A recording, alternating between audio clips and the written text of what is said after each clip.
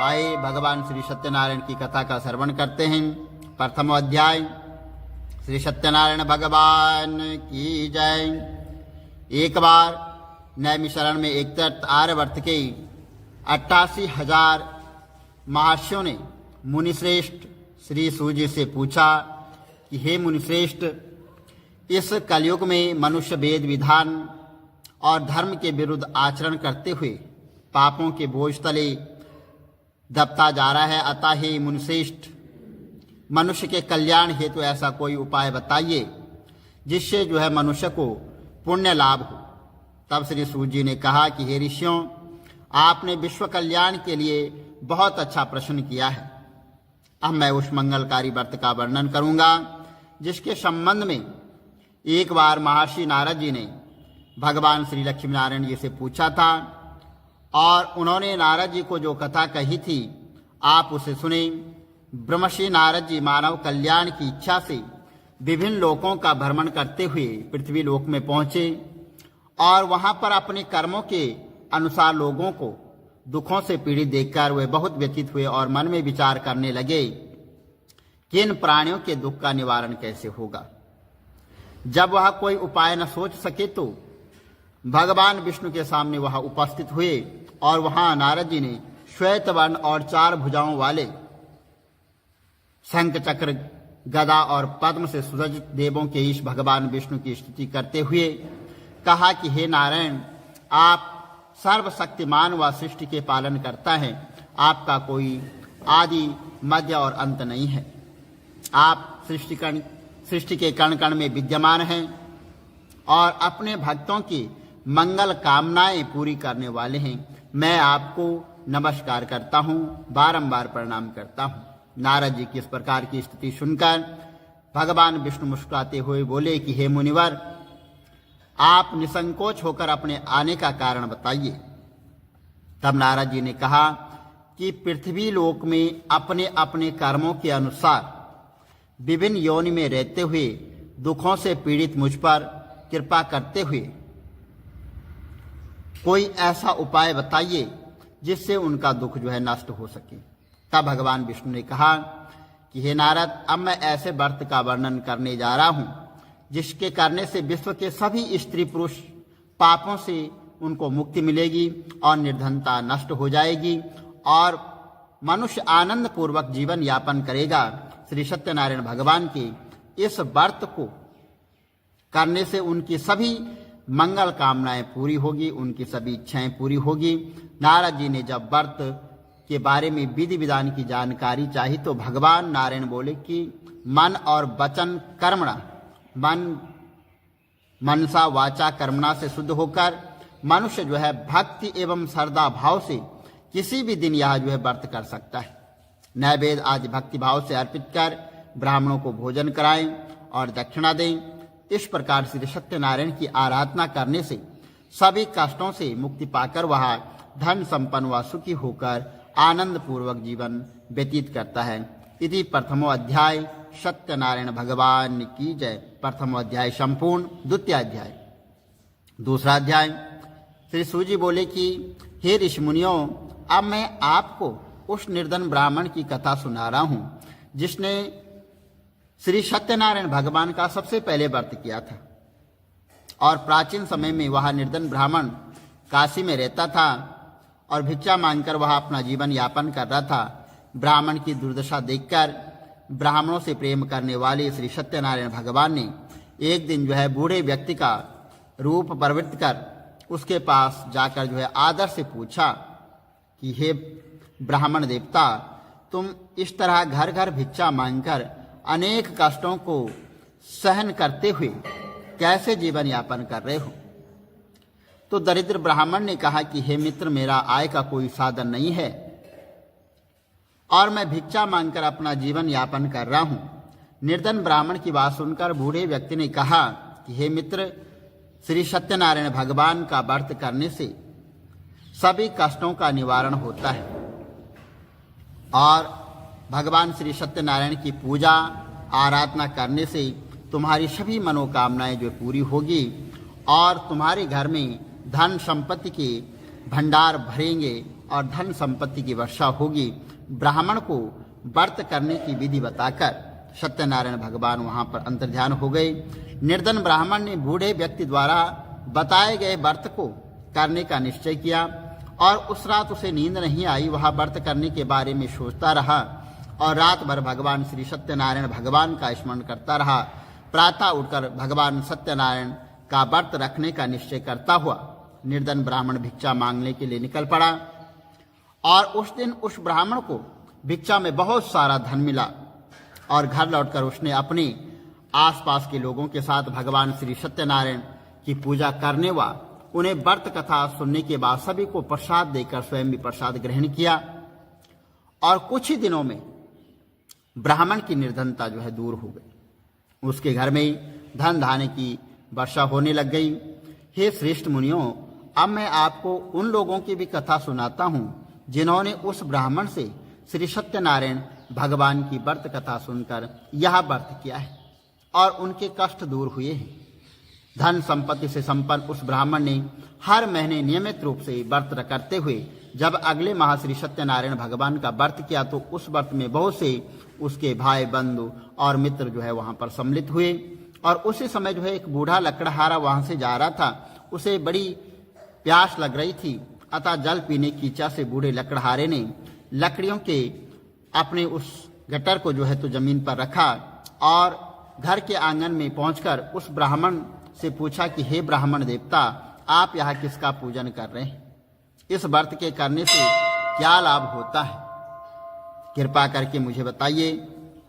तब बूढ़े लकड़हारे की बातें सुनकर उस ब्राह्मण ने कहा, मैं अपने बंधुओं और परिचितों के साथ श्री सत्यनारायण भगवान की पूजा कर रहा हूँ और इस व्रत के करने से श्री सत्यनारायण भगवान की अनुकंपा से निर्धनता नष्ट होती है, संसार के दुखों से मुक्ति मिलती है।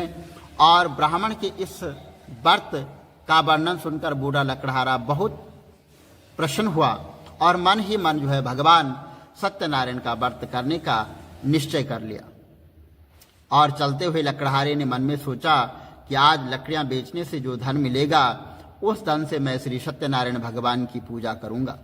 ऐसा विचार करने से उस दिन लकड़हारे को लकड़ियों के अधिक रुपए मिले और लकड़हारे ने उन रुपयों से केले के फल, घी, दूध, दही, गेहूं का आटा, शक्कर खरीद कर लाकर और घर लौटकर लकड़हारे ने देवों की प्रिय काशी नगरी में भगवान श्री सत्यनारायण की पूजा की। उस पूजा में उसके परिवार के व आसपास के लोग सम्मिलित हुए। श्री सत्यनारायण भगवान की पूजा और व्रत कथा सुनने के बाद लकड़हारे ने प्रसाद बांटकर स्वयं भी प्रसाद ग्रहण किया। सत्यनारायण भगवान की अनुकंपा से लकड़हारे के घर में धन धान्य की वर्षा होने लगी, उसकी निर्धनता दूर हो गई।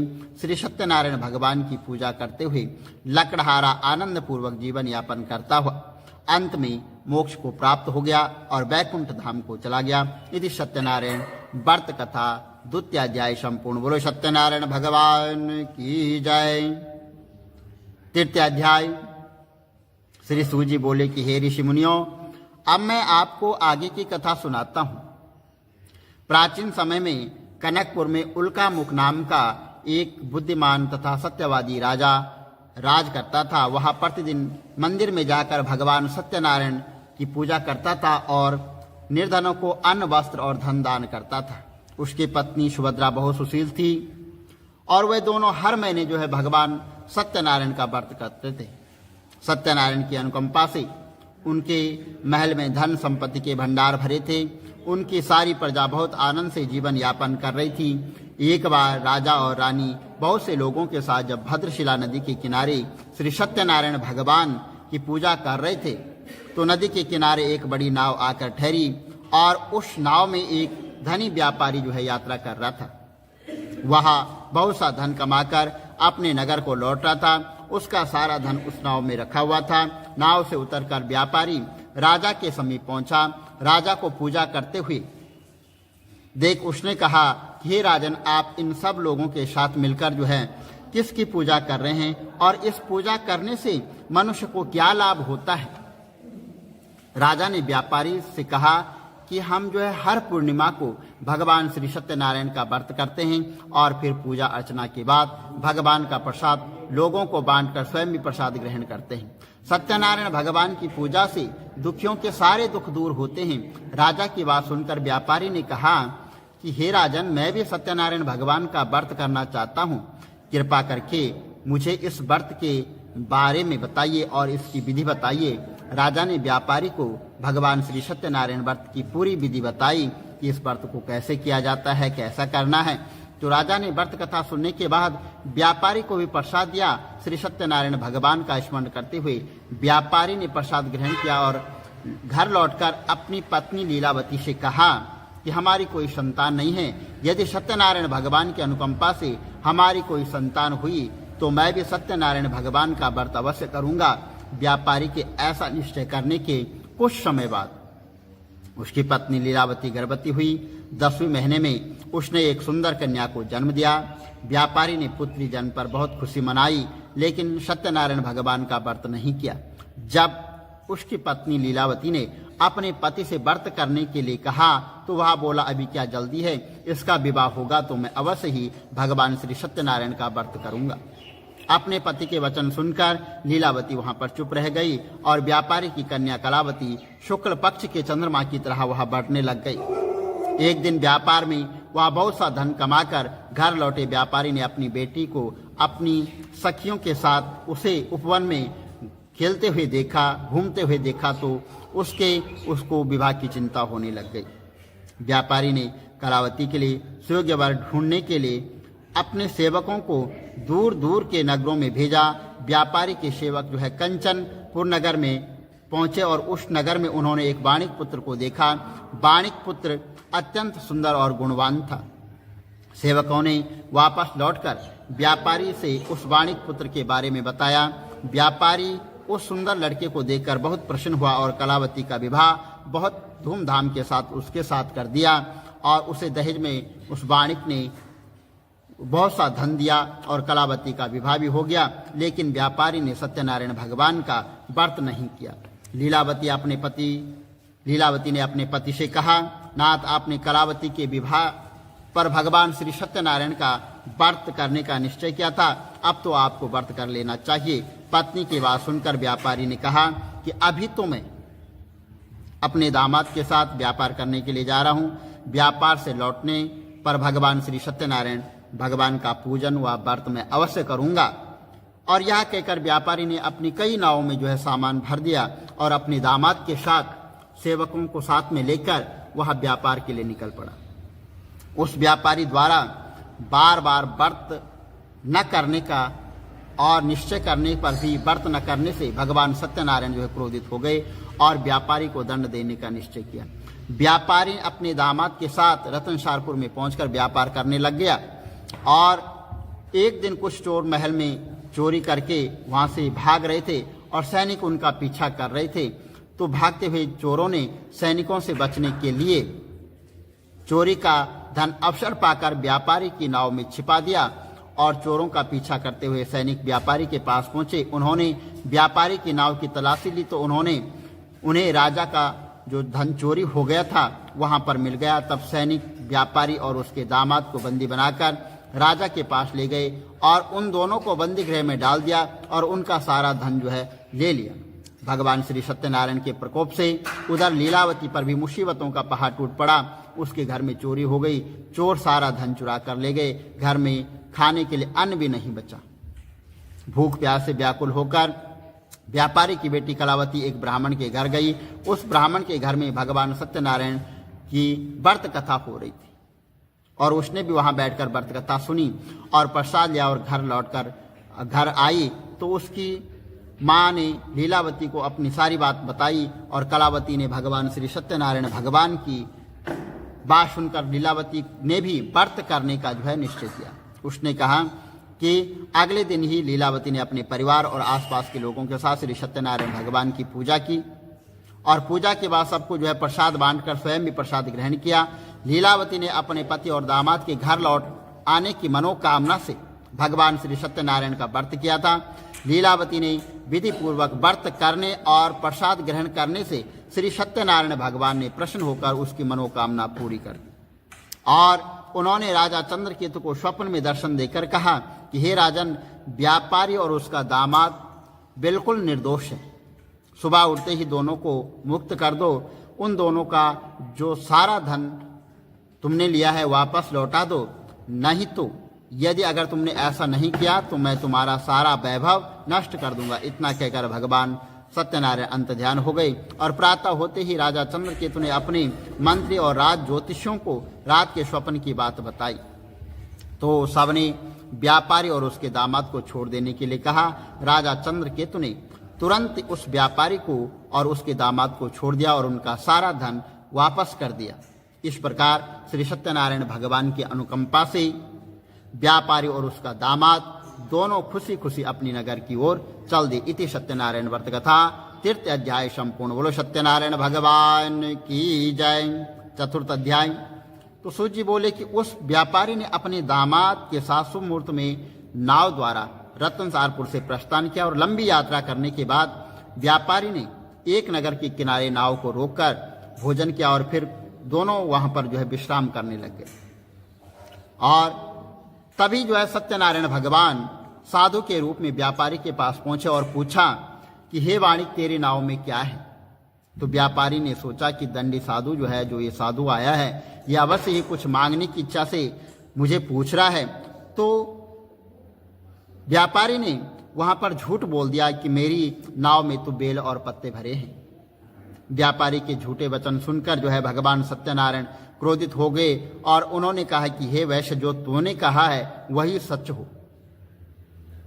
इतना कहकर भगवान सत्यनारायण वहां से अंतर्ध्यान हो गए और कुछ दूर जाकर दंडी वहां पर दंडी और साधु वहां से उस साधु को खाली हाथ लौटाकर बहुत प्रसन्न हुए। लेकिन जब व्यापारी ने अपनी नाव में बेल और पत्ते भरे हुए देखे तो वह विलाप करने लग गया और अपने झूठ बोलने पर प्रायश्चित करने लगा। तो रोते रोते व्यापारी मूर्छित हो गया और कुछ देर बाद जब उसकी मूर्छा नष्ट हुई तो उसके दामाद ने कहा, आप दुखी मत होइए, यह सब उन दंडी साधु के श्राप के कारण हुआ है।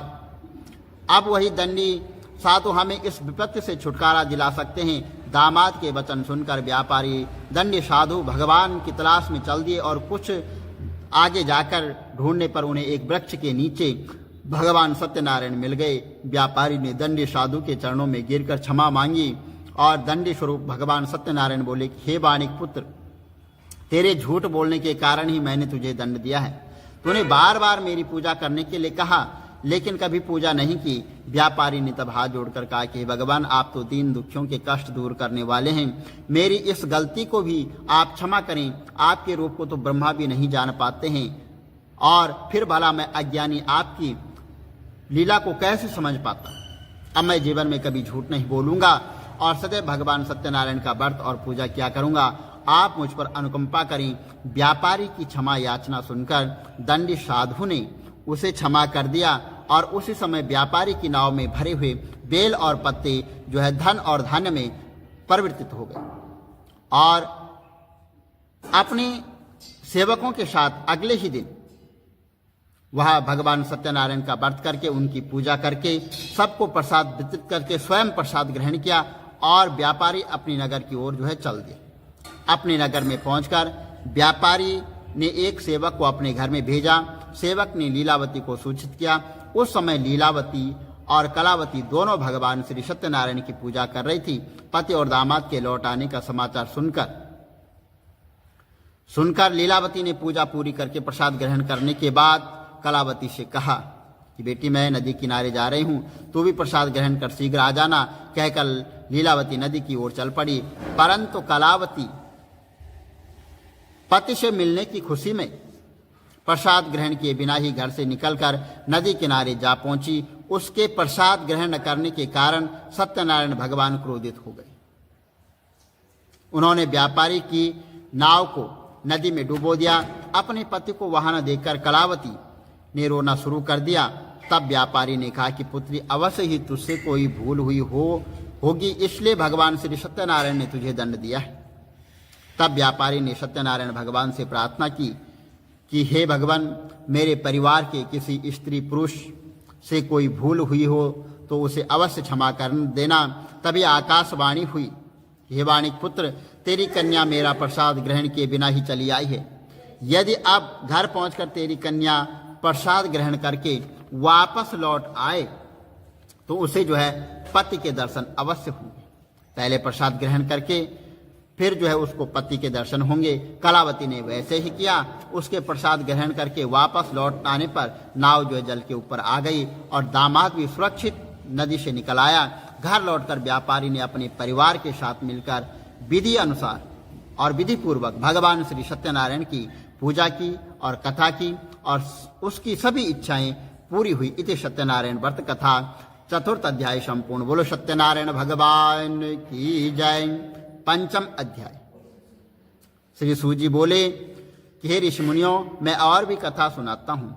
और कौशलपुर में एक राजा था तुंगध्वज। प्रजा उसकी छत्र छाया में आनंद पूर्वक रह रही थी।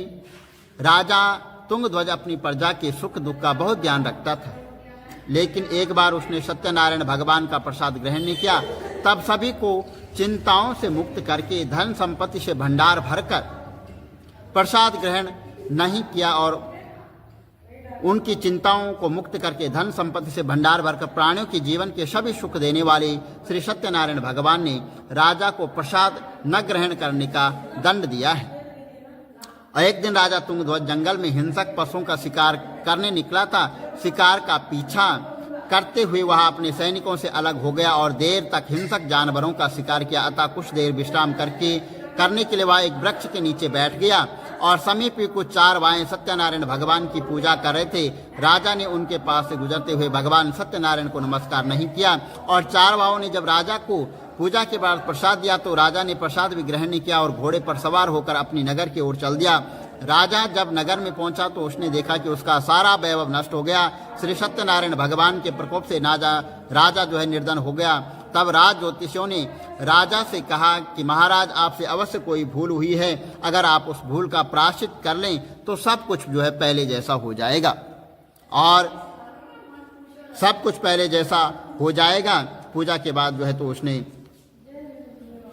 उसने क्षमा मांगी और वहां पर सत्यनारायण के मंदिर में राजा जाकर वहां पर क्षमा याचना की और पूजा के बाद प्रसाद ग्रहण करने से सत्यनारायण भगवान की अनुकंपा से चमत्कार हुआ कि राजा का खोया हुआ वैभव पुनः लौट आया। श्री सत्यनारायण भगवान की अनुकंपा से जीवन के सभी सुखों को भोगकर अंत में वह राजा मोक्ष को प्राप्त हुआ। सत्यनारायण भगवान के व्रत पूजा को जो भी मनुष्य करता है उसके सभी दुख चिंताएं नष्ट होती है। सभी मनोकामनाओं को प्राप्त कर मनुष्य मोक्ष को प्राप्त कर सीधे वैकुंठ धाम को जाता है। श्री सूत जी ने कुछ पल रुककर कहा कि हे श्रेष्ठ मुनियों, श्री सत्यनारायण भगवान के व्रत को पूर्व जन्म में जिन लोगों ने किया है उन्हें दूसरे जन्म में सभी तरह के सुख प्राप्त हुए। वृद्ध सदानंद ब्राह्मण ने पूर्व जन्म में भगवान सत्यनारायण का विधिवत व्रत किया तो दूसरे जन्म में सुदामा के रूप में भगवान की पूजा करते हुए अंत में मोक्ष को प्राप्त किया और वैकुंठ धाम को चला गया। उल्कामुख राजा अगले जन्म में राजा दशरथ के रूप में हुए और मोक्ष को प्राप्त करके वैकुंठ को चले गए। व्यापारी ने मोरध्वज के रूप में जन्म लिया और अपने पुत्र को आरे से चीरकर भगवान की अनुकंपा से वैकुंठ को प्राप्त किया। राजा तुंगध्वज अगले जन्म में मनु का रूप जन्म लेकर सदकर्म करते हुए मोक्ष को प्राप्त कर वैकुंठ धाम को चले गए। ऋषि मुनियों, श्री सत्यनारायण भगवान का व्रत और पूजन मनुष्य को सभी चिंताओं से मुक्त करके और अंत में मुक्ति पाकर मोक्ष प्रदान करता है। बोलो सत्यनारायण भगवान की जय।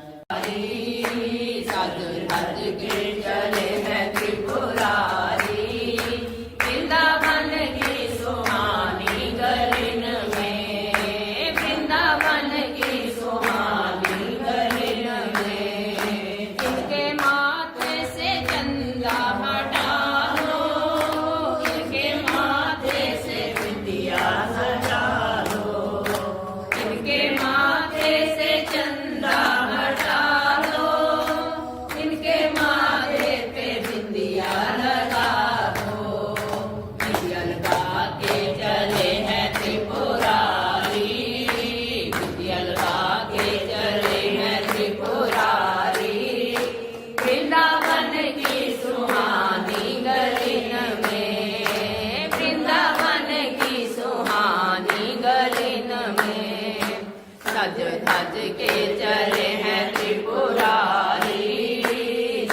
गज के चले त्रिपुरारी, वृंदावन की सुहानी गली में, वृंदावन की सुहानी गली में।